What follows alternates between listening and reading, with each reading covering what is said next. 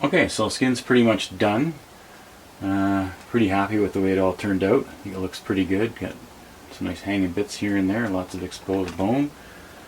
I'm going to start the airbrushing now, get some color to the skin, and I'll probably still add some more. Once you start getting some color and start seeing more depth and texture, you tend to kind of still fret around with it a bit more. But anyway,